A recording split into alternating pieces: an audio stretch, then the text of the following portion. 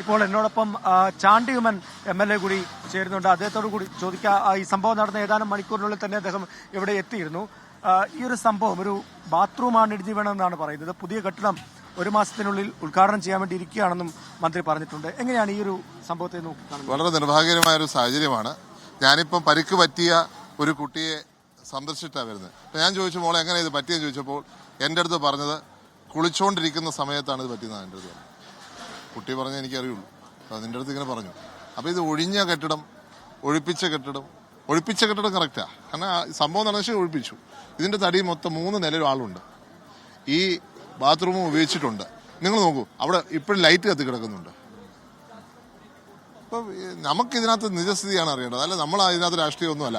ഇതിനകത്ത് ഗവൺമെന്റ് ശ്രദ്ധിക്കേണ്ട ഒരു കാര്യം തന്നെയാണ്. അല്ലെങ്കിൽ ഇങ്ങനെ സംഭവിക്കില്ല. പ്രതിപക്ഷം ശക്തമായിട്ടുള്ള ആക്ഷേപം തന്നെയാണ് ഉന്നയിക്കുന്നത്.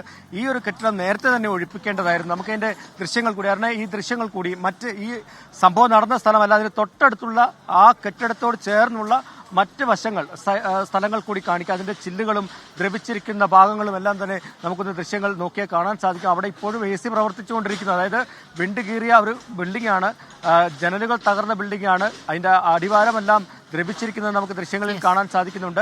അവിടെ AC പ്രവർത്തിച്ചുകൊണ്ടിരിക്കുക. അതായത് ഇപ്പോഴും അവിടെ ആളുകളുണ്ട് എന്ന് നമുക്ക്, അല്ലെങ്കിൽ അവിടെ നിന്നും ആളുകൾ ഒഴിപ്പിച്ചിട്ടുണ്ട്. ഈ സംഭവം നടക്കുന്നത് വരെ അവിടെ ആളുകൾ ഉണ്ടായിരുന്നു എന്ന് തന്നെ നമുക്ക് വിശ്വസിക്കേണ്ടി വരും. അപ്പോൾ അത്രയും കാലപ്പഴക്കമുള്ള ഒരു സ്ഥലത്ത് ഒരു ആശുപത്രിയിലെ കിടത്തി ചികിത്സ നടത്തുന്നു എന്ന് പറയുമ്പോൾ എത്രമാത്രം കൃത്യമായിട്ട് ഈ കെട്ടിടം കാലപ്പഴക്കം ചെന്നതാണ്. പക്ഷെ ഒഴിപ്പിച്ചു.